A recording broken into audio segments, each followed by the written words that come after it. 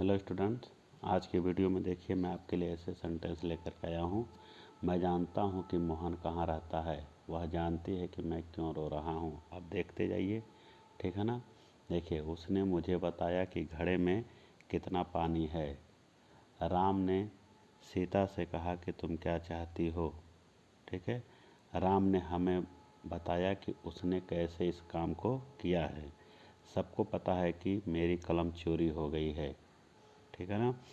मुझे तुमने क्यों नहीं बताया कि मोहन क्यों रो रहा है, ठीक है। इस टाइप का कोई भी ट्रांसलेशन हो, ठीक है। देखिए, जो कुछ तुम कह रहे हो वो सत्य है, ठीक है ना। देखिए, उसने मुझसे पूछा कि क्या तुम्हारे पास कोई कलम है। उसने हम मुझसे पूछा कि तुम्हें कौन सी पुस्तक पसंद है। या अगर इस तरह के सेंटेंस का अनुवाद करना हो तो फिर आप कैसे करेंगे। तो चलिए, इन सारे सेंटेंस का अनुवाद करने के लिए आज का वीडियो देखते हैं।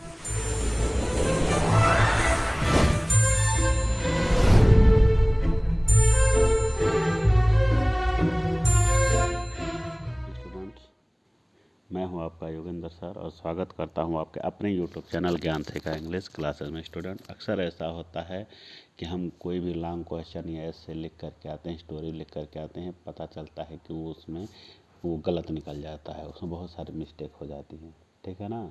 तो देखिए, आज का वीडियो आपके उसी मिस्टेक को दूर करने के लिए है। और अगर आप वीडियो को अच्छे से देखते हैं, पूरा देखिए, लास्ट तक देखिए, बार बार देखिए, तो निश्चित रूप से आपकी बहुत सारी कमियां सुधर जाएंगी। और ये वीडियो ऐसा है कि आपको लाइफ टाइम अगर आप कोई भी चीज़ लॉन्ग नरेटिव में लिखते हैं, लॉन्ग एस्से लिखते हैं या लॉन्ग क्वेश्चन लिखते हैं, तो आपसे कभी कोई मिस्टेक नहीं होगी। तो जो भी सेंटेंस मैंने आपको दिखाया कि मैं जानता हूँ, देखिए जो भी इसमें का सेंटेंस है, ठीक है, इन सारे सेंटेंस का अनुवाद देखिए, ठीक। सबका अनुवाद नाउन क्लॉज की सहायता से होगा। किसकी सहायता से होगा? नाउन क्लॉज की। तो आज की वीडियो में हम पढ़ेंगे नाउन क्लॉज, ठीक है ना। अब नाउन क्लॉज का मतलब क्या होता है? नाउन संज्ञा, क्लॉज उपवाक्य, ठीक है ना। ऐसा क्लॉज जो नाउन का काम करता है वह नाउन क्लॉज कहलाता है। ऐसा क्लॉज जो नाउन का काम करता है वो नाउन क्लॉज कहलाता है, ठीक है। अब क्लॉज क्या होता है? अब क्लॉज का मतलब होता है कि देखिए, अगर कोई ऐसा ग्रुप ऑफ वर्ड हो जिसमें सब्जेक्ट भी हो और वर्ब दिया हो, सब्जेक्ट और वर्ब दोनों दिया है, तो वही क्लॉज हो जाएगा। क्या हो जाएगा? क्लॉज, ठीक है ना। और अगर वह क्लॉज नाउन का काम करेगा तो फिर वो नाउन क्लॉज हो जाएगा। तो देखिए, ऐसा क्लॉज जो नाउन का कार्य करता है वो नाउन क्लॉज कहलाता है। अब नाउन क्या करता है? जिस तरह से एक नाउन का प्रयोग सब्जेक्ट के रूप में, ऑब्जेक्ट के रूप में, कंप्लीमेंट के रूप में होता है, उसी प्रकार नाउन क्लॉज का प्रयोग भी सब्जेक्ट, ऑब्जेक्ट, कंप्लीमेंट के रूप में होता है, ठीक है ना। तो आपने क्या सीखा कि क्लॉज क्या होता है? एक ग्रुप ऑफ वर्ड होता है जिसमें फाइनाइट वर्ब होना चाहिए, ठीक है। दूसरा कि अगर वह क्लॉज नाउन का काम करेगा तो फिर वो नाउन क्लॉज का हो जाएगा। अब कैसे जानेंगे कि नाउन का काम कर रहा है? अगर क्लॉज सेंटेंस में सब्जेक्ट, ऑब्जेक्ट, कंप्लीमेंट का काम कर रहा है तो इसका मतलब वो नाउन क्लॉज है, ठीक। अब नाउन क्लॉज की देखिए कुछ पहचान भी होती हैं। अगर हमारे सामने कोई सेंटेंस आए, ठीक, हिंदी, और उस सेंटेंस में कोई क्लॉज क से शुरू हुआ है तो इसका मतलब वो नाउन क्लॉज है। मतलब नाउन क्लॉज की पहचान है, इसका हिंदी अर्थ क से शुरू होता है। क का मतलब की कब, की क्यों, की कैसे, इस तरह के शब्दों से। मैं जानता हूँ कि तुम कहाँ रहते हो, तक कि तुम कहाँ रहते हो नाउन क्लॉज है। वह जानता है कि मैं बीमार हूँ, कि मैं बीमार हूँ नाउन क्लॉज है। वह नहीं जानता है कि रीता क्यों रो रही है, तो कि रीता क्यों रो रही है यही आपका नाउन क्लॉज है, ठीक है ना। तो नाउन क्लॉज का हिंदी क से शुरू होता है। देखिए, क मतलब की कहाँ, की कब, की क्यों, की कैसे, ठीक है ना। तो मान लीजिए हमारे सामने कोई सेंटेंस आया, हम कोई क्वेश्चन आंसर या कहीं भी लॉन्ग नैरेटिव लिख रहे हैं, अगर उसमें इस तरह से कोई वर्ड आ जाएगा तो समझ जाइए कि हमको नाउन क्लॉज का उपयोग करना है। अब नाउन क्लॉज बनेगा कैसे? नाउन क्लॉज बनाने के लिए हम लोग कंजक्शन का प्रयोग करते हैं। किसका प्रयोग करते हैं? कंजक्शन। और कंजक्शन कौन कौन है? देखिए, यही नाउन क्लॉज, इसी से नाउन क्लॉज बनता है। जो हम सेंटेंस में आता है, मैं जानता हूँ कि वह क्यों रो रहा है, कि वह क्यों रो रहा है, नाउन क्लॉज है। मैं जानता हूँ कि वह कब आएगा, तो कि वह कब आएगा, यही नाउन क्लॉज है। तो ये बीच में जो कि कब, की क्यों, की आ रहा है ना, ये सब कंजक्शन है। क्या है? कंजक्शन। की कब, की कहाँ, की क्यों, की कैसे, की क्या, ठीक, ये सब कंजक्शन है। जब हम इसको ट्रांसलेट करेंगे तो की के लिए हम लोग दैट लिखेंगे, की कब के लिए व्हेन लिखेंगे, की कहाँ के लिए वेयर लिखेंगे, की क्यों के लिए व्हाई लिखेंगे, की कैसे के लिए हाउ लिखेंगे, की क्या के लिए इफ लिखेंगे, और की यहाँ विशेष ध्यान दीजिए, ठीक है ना, यहाँ की बीच में स्पेस नहीं है, इफ लिखेंगे, की यहाँ स्पेस है, इसके लिए हम लोग व्हाट लिखेंगे, ठीक है ना। देखिए की का, देखिए कब की इंग्लिश व्हेन, कहाँ की इंग्लिश वेयर, की क्यों की इंग्लिश व्हाई, कैसे की इंग्लिश हाउ, ठीक है, और क्या की इंग्लिश व्हाट। और की जोड़ करके पढ़िए, की कब की इंग्लिश व्हेन, की कहाँ की इंग्लिश वेयर, की क्यों की इंग्लिश व्हाई। अब आगे देखते हैं नेक्स्ट पेज। तो ये सब आपके कंजक्शन है, ये सब क्या है? कंजक्शन है। देखिए अभी और है, की कौन, की कौन के लिए क्या लिखेंगे? हु। की किसे या की किसको के लिए क्या लिखेंगे? हुम। की किसका के लिए क्या लिखेंगे? हुज। की कौन सा, विच। जो या जो कुछ, व्हाट। पीछे देखिए एक बार और आया था, कि क्या, ठीक है ना। देखिए यहाँ पे आया था क्या, कि क्या। की क्या के लिए क्या लिखेंगे? व्हाट। ये ध्यान दीजिए, की और क्या के बीच में स्पेस नहीं है। इफ़ की क्या के बीच में स्पेस, स्पेस का मतलब इसमें कोई वर्ड रहेगा, तो यहाँ की क्या के इंग्लिश व्हाट, ठीक। और फिर देखिए कि अगर सेंटेंस में जो या जो कुछ आ गया तो वहाँ भी हम लिखेंगे व्हाट। अब आगे देखते हैं, ठीक है। अब ये रूल आपको दिमाग में बैठा लीजिए। अगर कोई क्वेश्चन वर्ड हिंदी सेंटेंस के प्रारंभ में आया है तो वो क्वेश्चन वर्ड होता है, ठीक है ना। अगर कोई भी क्वेश्चन वर्ड, देखिए ये जो है ना, ये सब question word, who, whom, whose, which, what, जो भी क्वेश्चन वर्ड है, अगर ये किसी हिंदी सेंटेंस के स्टार्ट में आएगा, ठीक है। किसकी मैं बात कर रहा हूँ? मैं इनकी बात नहीं कर रहा हूँ, मैं इनकी बात कर रहा हूँ। Who, whom, whose, which, what, why, where, when, how, ये जो भी क्वेश्चन वर्ड हैं, अगर किसी सेंटेंस के स्टार्ट में आएंगे, कहाँ आएंगे? स्टार्ट में, तो ये क्वेश्चन वर्ड हो जाएंगे। अगर ये सेंटेंस के स्टार्ट में आएंगे तो क्या हो जाएंगे? Question word. और जब ये क्वेश्चन वर्ड बनेगा तो इसके बाद हमेशा हेल्पिंग वर्ब आएगा। क्या आएगा? हेल्पिंग वर्ब, ठीक है ना। अभी एग्जाम्पल आपको आगे हम दिखाएंगे। चलिए देखिए, तो मैं क्या बोला हूँ कि अगर इस सेंटेंस के स्टार्ट में आएगा, जैसे हम लिखते हैं वेयर डज ही गो, लिखते हैं ना। तो देखिए वेयर सेंटेंस के स्टार्ट में आया है, तो अगर ये स्टार्ट में आ गया तो ये क्वेश्चन वर्ड है। क्या है? Question word. और जब ये क्वेश्चन वर्ड है तो इसके तुरंत बाद हेल्पिंग वर्ब आएगा। देखिए हेल्पिंग वर्ब आया और लास्ट में क्वेश्चन मार्क लगेगा। ये सारे क्वेश्चन वर्ड के लिए रूल है। तो अगर कोई भी क्वेश्चन वर्ड सेंटेंस के लास्ट में आएगा तो ये क्या रहेगा? क्वेश्चन वर्ड कहलाएगा। और तब उसके बाद क्या आएगा? Helping verb. आगे आ जाइए। अगर कोई क्वेश्चन वर्ड किसी सेंटेंस के बीच में आ गया, कहाँ गया? बीच में, यही क्वेश्चन वर्ड की बात हो रही है। अगर स्टार्ट में आएगा तो क्वेश्चन वर्ड, और यही अगर सेंटेंस के बीच में आ जाएगा, इंग्लिश सेंटेंस के बीच में, तो फिर ये कंजक्शन हो जाएगा। क्या हो जाएगा? कंजक्शन बन जाएगा। और तभी क्वेश्चन वर्ड नहीं रहेगा। जैसे ही ये बीच में जाएगा, जैसे ही ये बीच में जाएगा, ये कंजक्शन बन जाएगा, ये क्वेश्चन वर्ड नहीं रहेगा। तो जब ये शुरू में आएगा तो क्वेश्चन वर्ड है, इसके बाद तब हेल्पिंग वर्ब लगेगा। और जब ये सेंटेंस के बीच में जाएगा तो एक कंजक्शन बन जाएगा। क्या बन जाएगा? कंजक्शन, ठीक है। और जब ये कंजक्शन बनेगा तो इसके बाद वर्ब नहीं आएगा। आगे मैं सारा एग्जांपल आपको दूंगा, याद रखे रहिए, ठीक है। अगर कोई क्वेश्चन वर्ड, देखिए अगर कोई क्वेश्चन वर्ड कंजक्शन का काम कब करेगा? जब बीच में आएगा तो कंजक्शन हो जाएगा। और जब वो कंजक्शन का काम करेगा तो उसके हिंदी में कज की जुट जाएगा। जैसे देखिए यहाँ पे लिखा है वेयर। इस वेयर का मतलब क्या है? कहाँ, इसका मतलब क्या है, कहाँ। ये सेंटेंस के शुरू में आया है, ये क्वेश्चन वर्ड है, इसका हिंदी क्या होगा, कहाँ। लेकिन यही सेंटेंस के बीच में चला जाएगा तो ये कंजक्शन बन जाएगा, और तब इसी वेयर का अर्थ होगा कि कहाँ। क्या होगा, कि कहाँ, ठीक है ना। हु देखिए, हु आर यू, ये हु कहाँ आया है, सेंटेंस के शुरू में आया है, ये क्वेश्चन वर्ड है, इसके बाद देखिए वर्ब आया है, ठीक है ना। लेकिन यही हु अगर सेंटेंस के बीच में रहेगा, ठीक, तो ये कंजक्शन बन जाएगा, और तब इस हु का मतलब कौन नहीं होगा, तब इसका अर्थ होगा कि कौन हो जाएगा, अगर बीच में जाएगा तो, ठीक। आगे आइए, और अगर कोई क्वेश्चन वर्ड, देखिए कंजक्शन बनता है तो वाक्य के बीच में आएगा, और इसके बाद उस मतलब अगर कोई क्वेश्चन वर्ड वाक्य के बीच में जाएगा तो कंजक्शन बन जाएगा, और इसके बाद की रचना असर्टिव होगी। असर्टिव का मतलब क्या होता है कि सब्जेक्ट, कोई सेंटेंस है उसकी रचना अगर इस तरह से है, subject plus verb plus object, तो इसका मतलब वो असर्टिव है, ठीक है ना।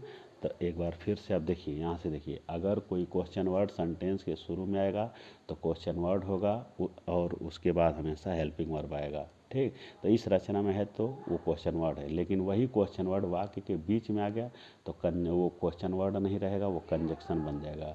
और अगर कोई क्वेश्चन वर्ड कंजक्शन बन जाएगा तो उसके हिंदी में की शब्द जुड़ जाता है, ठीक है ना। की कहाँ, की कब, देख, की क्यों, की कैसे, ठीक। देखिए, अगर कोई क्वेश्चन वर्ड कंजक्शन बनता है तो बीच में लिखा जाएगा, और उसके बाद हमेशा असर्टिव आएगा, ठीक। आगे देखिए, देखिए असर्टिव, ठीक, कोई सेंटेंस है, subject plus helping verb, main verb objective रूप में लिखा है, तो ये आपका असर्टिव क्या रचना है। आगे देखिए देखिए, ये देखिए मैं दोनों में अंतर लिखा, कौन और की कौन, दोनों में क्या अंतर है। कौन क्वेश्चन वर्ड है, ठीक है, किसे, कहाँ, क्यों, कैसे, कब, कौन सा, ये सब क्वेश्चन वर्ड है। लेकिन इनके साथ जब की जुट जाएगा, की कौन कंजक्शन है, किसे क्वेश्चन वर्ड है, की कैसे, की किसे, ये कंजक्शन है। कहाँ क्वेश्चन वर्ड है, की कहाँ कंजक्शन है। क्यों क्वेश्चन वर्ड है, की क्यों कंजक्शन है। कैसे क्वेश्चन वर्ड है, की कैसे कंजक्शन है। कब क्वेश्चन वर्ड है, की कब कंजक्शन है। कौन सा क्वेश्चन वर्ड है, की कौन सा, ये आपका कंजक्शन है, ठीक है ना। जैसे ही इसमें की जुटेगा ये तुरंत कंजक्शन बन जाएगा, ठीक है। देखिए, इंग्लिश दोनों का सेम होगा। कौन का इंग्लिश क्या होगा, हु। की कौन का क्या होगा, हु। किसे की इंग्लिश क्या होगी, देखिए लिख दे रहा हूँ कि कौन की इंग्लिश क्या होगी, हु। की कौन की इंग्लिश क्या होगी, हु। किसे का इंग्लिश क्या होगा, हुम। की किसे का इंग्लिश क्या होगा, हुम। दोनों का सेम अर्थ है। कहाँ की इंग्लिश क्या होगी, वेयर। की कहाँ की इंग्लिश क्या होगी, वेयर। सब एक ही है, बस अगर इसको क्वेश्चन वर्ड बनाएंगे तो इस, ठीक है ना। अगर इसको क्वेश्चन वर्ड बनाएंगे तो सेंटेंस के स्टार्ट में इसको क्वेश्चन वर्ड बनाएंगे तो इसकी इंग्लिश ये होगी, और तब ये सेंटेंस के स्टार्ट में आएगा। लेकिन अगर इसको कंजक्शन बनाएंगे तो इसका इंग्लिश ये होगा, और तब ये सेंटेंस के बीच में आएगा, ठीक। अब देखिए, और अगर इन सारे शब्दों को हम क्वेश्चन, ये देखिए ये सब क्वेश्चन वर्ड है, ठीक है ना। तो अगर ये क्वेश्चन वर्ड है तो जैसे ये देखिए, है ना, ये देखिए ये सब क्वेश्चन वर्ड है, ठीक है। तो अगर क्वेश्चन वर्ड बनाएंगे तो इनको सेंटेंस के शुरू में लिखेंगे, ठीक। ये सब क्वेश्चन वर्ड, ये सब क्या है, क्वेश्चन वर्ड। तो ये सेंटेंस के कहाँ आएगा, शुरू में, अभी पीछे डेफिनेशन में भी बताया हूँ। और इसके बाद क्या आएगा, हेल्पिंग वर्ब, फिर सब्जेक्ट, फिर मेन वर्ब। लेकिन अगर इनको कंजक्शन बना दिया जाए, अगर इन्हीं सारे शब्दों को हम कंजक्शन बना दें, तो अगर कंजक्शन बनाएंगे तो ये कहाँ चला जाएगा, बीच में। और जब ये कंजक्शन बनेगा, यही सारा शब्द अगर कंजक्शन बना तो यहाँ देखिए, देखिए इसकी ये सब्जेक्ट आएगा, फिर वह असर्टिव की रचना होनी चाहिए, ठीक। ये और ये दोनों एक ही वर्ड है, देखिए ये और ये दोनों एक ही वर्ड है, ये सेंटेंस के स्टार्ट में आया है, ठीक है ना। मान लीजिए अगर यहाँ वेयर लिखा है, चलिए मान लेते हैं यहाँ वेयर लिखा है, तो ये क्वेश्चन वर्ड है, तो वेयर के बाद हेल्पिंग वर्ब, सब्जेक्ट, फिर मेन वर्ब। लेकिन यही वेयर अगर कंजक्शन बन जाए, ठीक है, तो ये बीच में आएगा तो क्या बन जाएगा, कंजक्शन। अगर ये वेयर बीच में आ गया तो इसके बाद सब्जेक्ट, फिर हेल्पिंग वर्ब, फिर ये आएगा, ठीक है ना।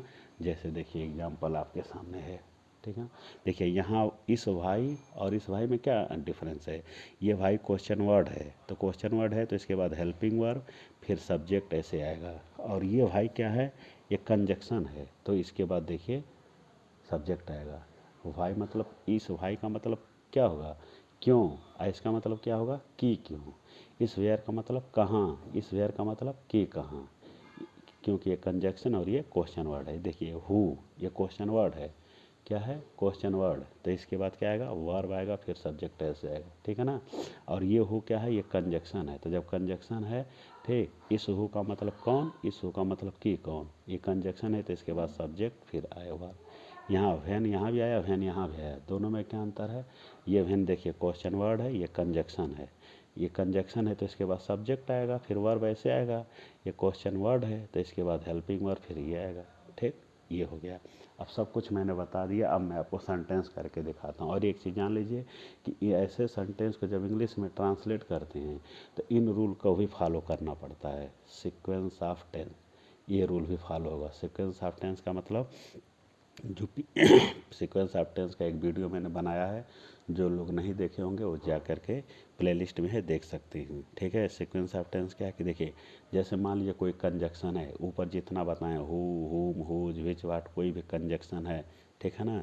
तो कंजक्शन के पहले, ठीक, एक टेंस आएगा, कंजक्शन के बाद एक टेंस आएगा, ठीक है ना। तो कंजक्शन के पहले अगर प्रेजेंट टेंस है, तो कंजक्शन के बाद देखिए, कंजक्शन के पहले जो टेंस रहता है, जैसा हिंदी रहता है वैसे इंग्लिश बना देते हैं। कंजक्शन के पहले जो भी टेंस रहेगा यहाँ, वो उसको हिंदी में हम ट्रांसलेट कर देंगे। लेकिन कंजक्शन के बाद वाला जब हम लिखेंगे तो हमको इसके अकॉर्डिंग लिखना पड़ेगा। कंजक्शन के पहले ये सब प्रिंसिपल क्लॉज है, क्या है, प्रिंसिपल। और कंजक्शन के बाद ये सब क्या है, सबऑर्डिनेट क्लॉज है, ठीक। और सबऑर्डिनेट में क्या है, नाउन क्लॉज। तो अगर प्रिंसिपल प्रेजेंट है तो इधर जैसा हिंदी दिया है वैसा इंग्लिश बना दीजिए। अगर ये पास्ट है तो ये भी पास्ट ही रहेगा इधर भी। अगर ये फ्यूचर है तो इधर हिंदी के अनुसार आप बना लीजिए। मतलब कहने का यह है कि कंजक्शन के पहले प्रेजेंट, तो कंजक्शन के बाद जैसा हिंदी वैसा इंग्लिश बना लीजिए। कंजक्शन के पहले फ्यूचर, तो कंजक्शन के बाद जैसा हिंदी है वैसा इंग्लिश बना लीजिए। लेकिन कंजक्शन के पहले अगर पास्ट है तो कंजक्शन के बाद भी पास्ट ही होना चाहिए। और सारे कंजक्शन की नहीं, मैं केवल इन सारे कंजक्शन की बात कर रहा हूँ। किनकी, इन सारे कंजक्शन की बात कर रहा हूँ कि अगर ये देखिए की कौन क्या है, कंजक्शन, तो ये बीच में आएगा। तो इसके पहले प्रेजेंट है तो इधर आप चाहे जो टेंस लिख लीजिए। इसके पहले अगर फ्यूचर है तो इधर चाहे जो टेंस लिख दीजिए। लेकिन अगर इसके पहले पास्ट है, इसके पहले पास्ट है, तो इधर भी पास्ट ही होना चाहिए। सबकी मैं बात कर रहा हूँ। ये कंजक्शन है कब, जब ये बीच में लिखा जाएगा तब। जब बीच में लिखेंगे तो कंजक्शन हो जाएगा।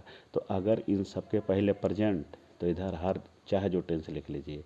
अगर इनके पहले फ्यूचर तो इधर चाहे जो टेंस लिख लीजिए। लेकिन अगर इसके पहले पास्ट तो इधर भी रहेगा पास्ट, ठीक। चलिए, यही सीक्वेंस ऑफ टेंस है। अब मान लीजिए हमको ये ट्रांसलेशन बनाना है। मैं जानता हूँ कि मोहन कहाँ रहता है, मैं जानता हूँ कि मोहन कहाँ रहता है। अब इसमें देखिए, ये देखिए कि कहाँ आया है, क्या दिया है, कि कहाँ, कि कहाँ, ये आपका कंजक्शन है, ठीक है ना, ठीक है। तो देखिए, एक की कहाँ, की इंग्लिश क्या हो गई, वेयर, ये कंजक्शन हो गया, ठीक है। अब कंजक्शन के पहले एक टेंस और कंजक्शन के बाद एक टेंस हुआ ना। तो इधर देखिए, मैं जानता हूँ, ठीक, इसके पहले कोई क्लॉज है, कंजक्शन है नहीं। तो जब कंजक्शन है तो प्रिंसिपल क्लॉज हुआ। प्रिंसिपल जैसा हिंदी वैसा इंग्लिश। हिंदी में प्रेजेंट इंडेफिनिट है, इंग्लिश में प्रेजेंट इंडेफिनिट बनेगा, आई नो, ठीक। अब बीच में लिखेंगे कंजक्शन, की कहाँ, ये देखिए ये कंजक्शन हो गया। अब इसको हटा लीजिए तो क्या बचेगा, मोहन रहता है, ठीक है। अभी क्या बताएं कि वेयर, देखिए बीच में आ गया तो ये क्या बन गया, कंजक्शन। और जब ये कंजक्शन बनेगा,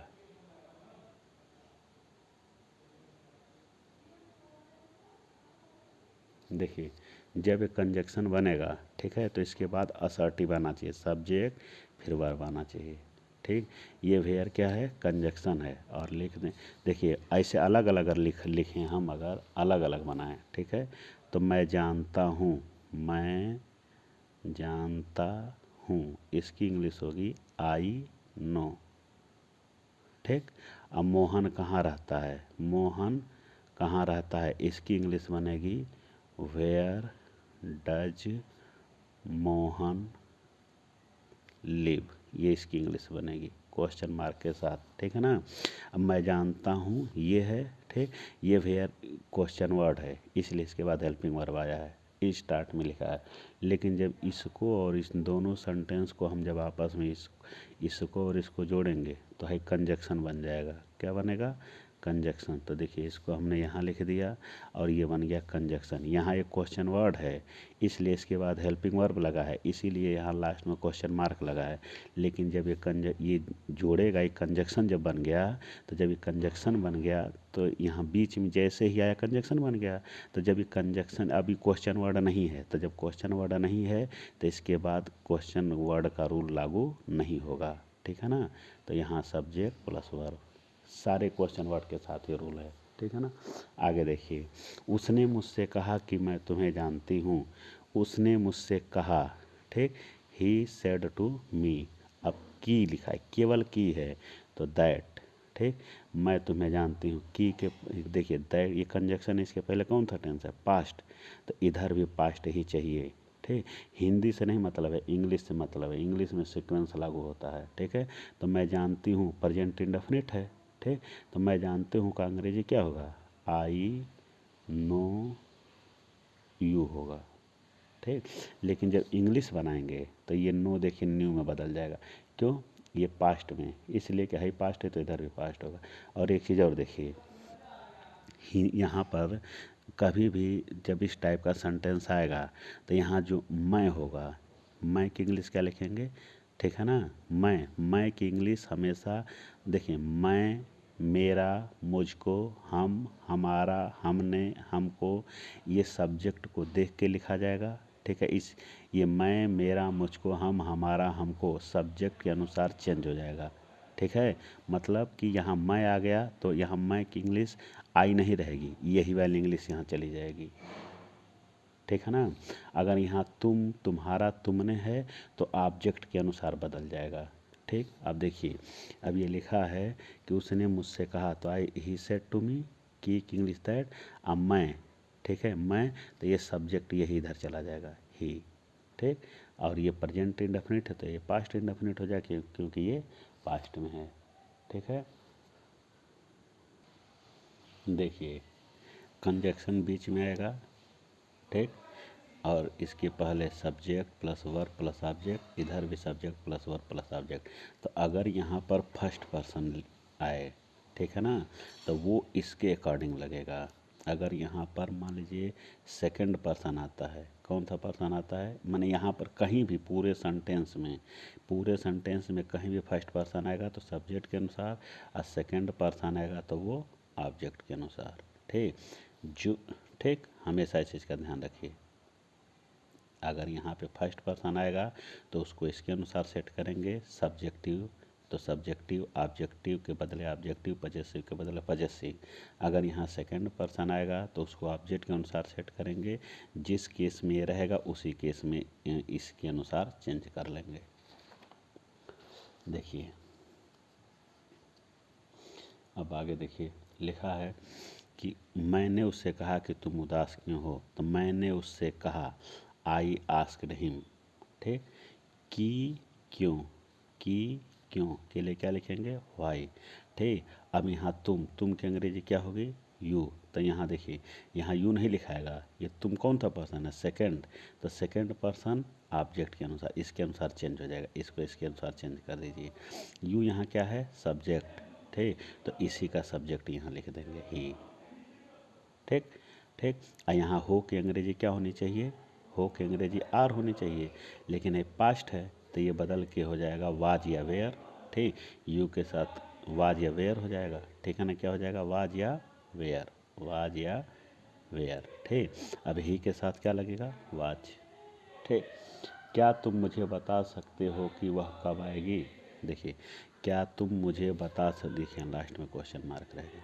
क्या तुम मुझे बता सकते हो, तो कैन यू टेल मी, कि कब, कि कब के लिए व्हेन, क्या बचा? वह जाएगी, ठीक है। तो सी विल गो, यहाँ टेंस नहीं बदलेगा क्योंकि ये प्रेजेंट में है, तो प्रेजेंट है तो इधर हिंदी के अनुसार उतार दीजिए। और लास्ट में क्वेश्चन मार्क, देखिए यहाँ पे क्वेश्चन मार्क इसलिए लगेगा क्योंकि ये कंजक्शन के पहले प्रिंसिपल इंट्रोगेटिव है। प्रिंसिपल इंट्रोगेटिव रहता है तो क्वेश्चन मार्क लगता है। और यहाँ पे देखिए ये भी है, लेकिन यहाँ क्वेश्चन मार्क क्यों नहीं लगा है? क्योंकि ये कंजक्शन है। देखिए यहाँ का इंट्रोगेटिव है, ये प्रिंसिपल क्लॉज इंट्रोगेटिव है नहीं। आपको लगेगा कि ये इंट्रोगेटिव, लेकिन इंट्रोगेटिव नहीं है, ये कंजक्शन है। ठीक, तो कहीं इंट्रोगेटिव है या नहीं है, इसलिए इंट्रोगेटिव का मार्क नहीं लगेगा।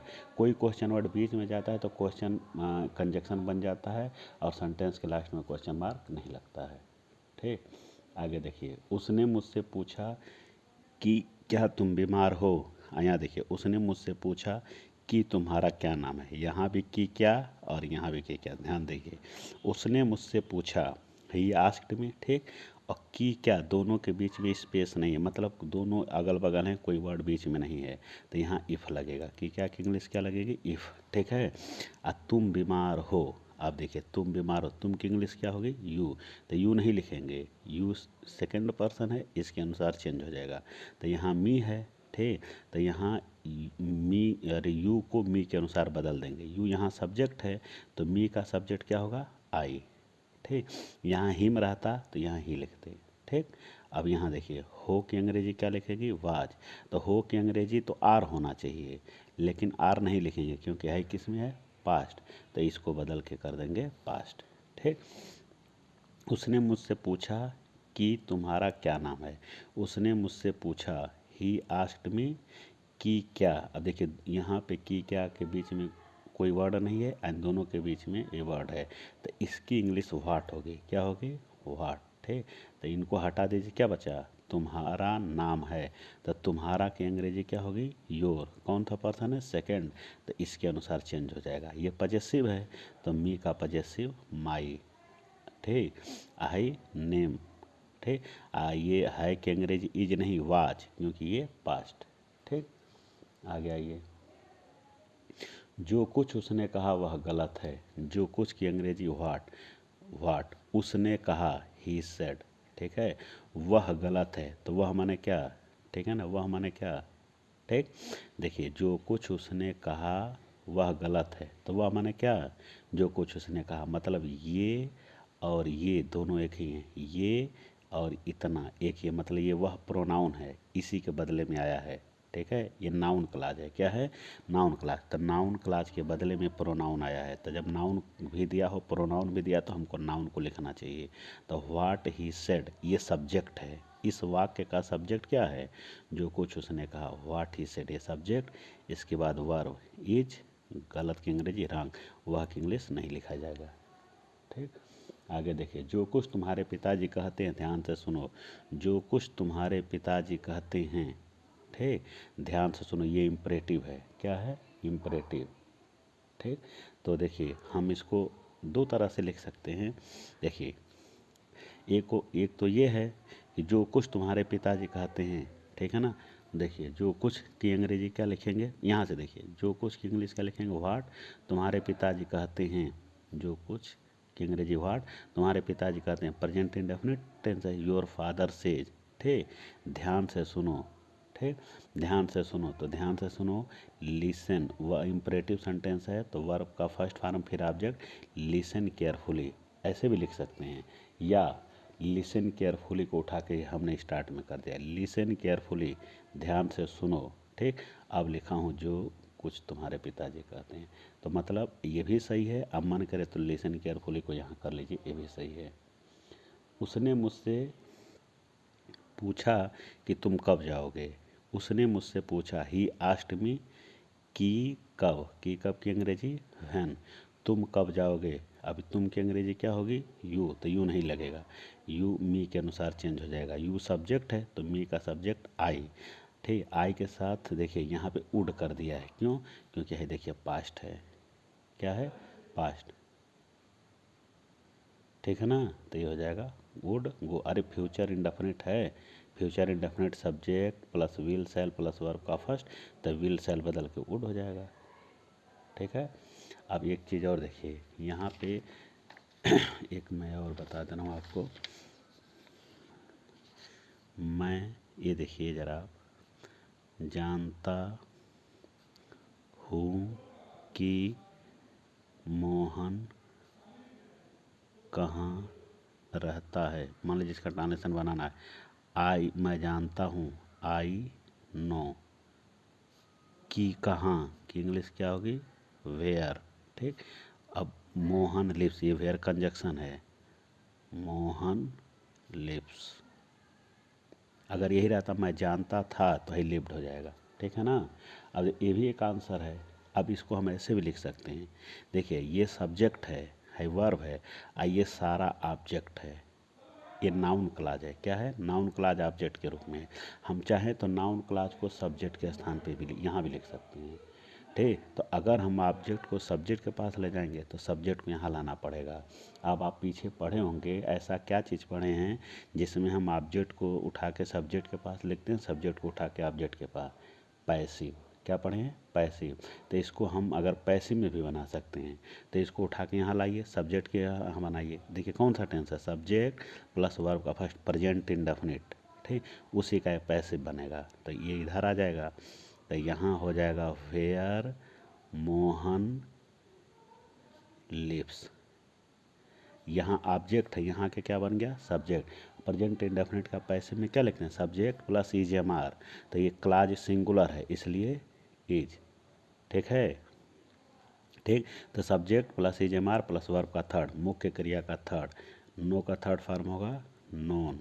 ठीक। थर्ड फॉर्म के बाद क्या लगता है, बाई, लेकिन नो के साथ बाई नहीं लगता है, टू। ठीक। और ये सब्जेक्ट इधर जाके बन जाएगा मी।